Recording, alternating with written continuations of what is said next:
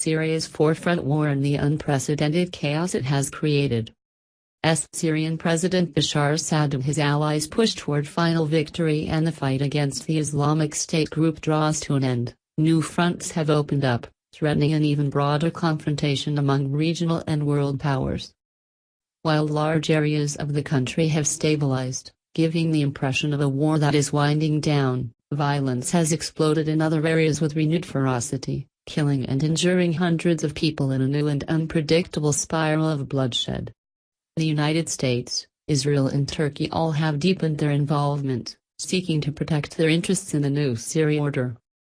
The recent chaos had been exceptional. Within a week, Al-Qaeda-affiliated rebels shot down a Russian jet, Kurdish fighters downed a Turkish helicopter, Israel downed an Iranian drone and the Syrian army shot down an Israeli F-16. Meanwhile, a joint Russian and Syrian air campaign killed hundreds of civilians in the rebel-held enclaves of eastern Ghouta and in the northern province of Idlib, amid accusations that the Syrian government is once again using toxic agents such as chlorine against its opponents. In the east, the U.S. military launched rare airstrikes on pro-government fighters following a coordinated assault on U.S.-backed forces accompanied by U.S. advisors. That has increased fears that American troops meant to fight Islamic State militants increasingly are being dragged into the war. Over the weekend, a battle erupted along Syria's border with Israel, which shot down an Iranian drone that infiltrated its airspace before one of its own fighter jets was downed by Syrian air defense missiles. It was the most serious flare-up between the neighbors since fighting began in Syria in 2011. All this happened while Turkey's air and ground operation against Kurdish fighters in northwestern Syria rages on with no end in sight.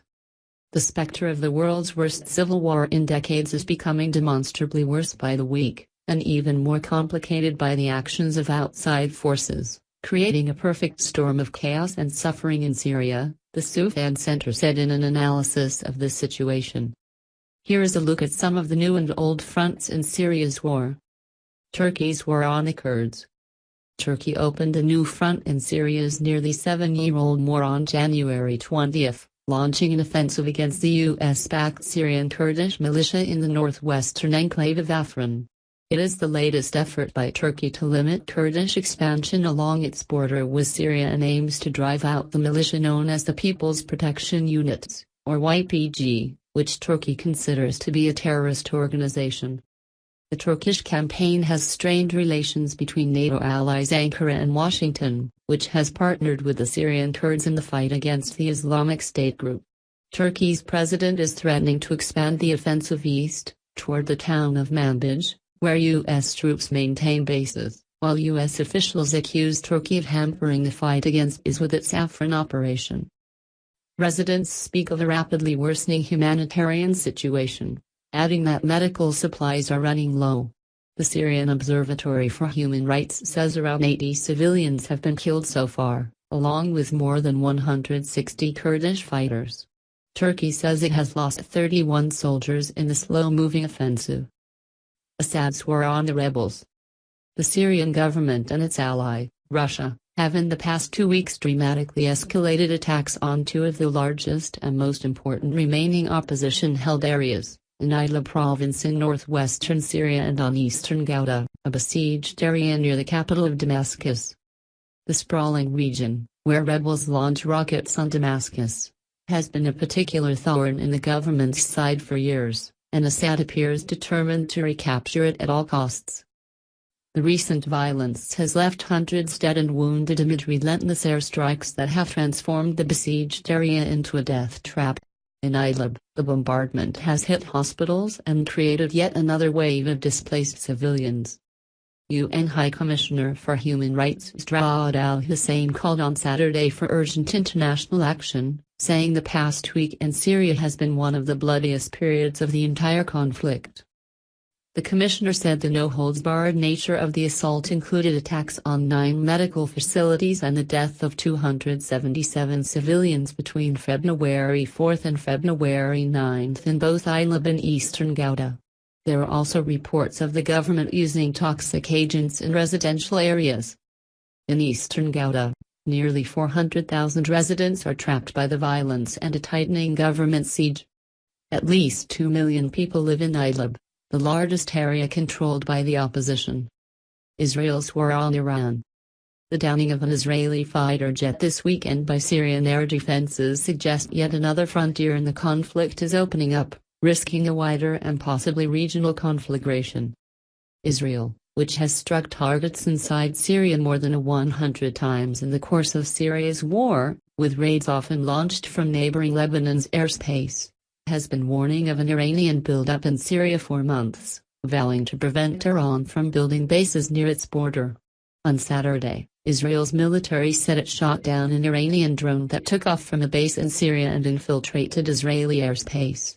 It carried out about 12 strikes targeting Syrian army and Iranian sites in Syria before Syrian air defenses shot down an F-16, marking the first time an Israeli jet was down since 1982.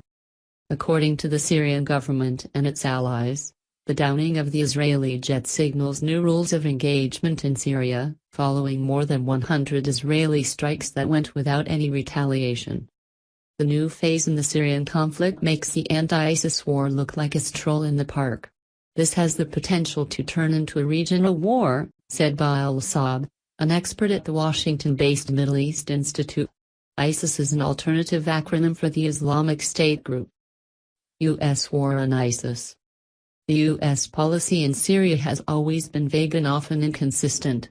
But earlier this year, U.S. officials confirmed Washington's intention to keep troops indefinitely in northern Syria even after the defeat of IS.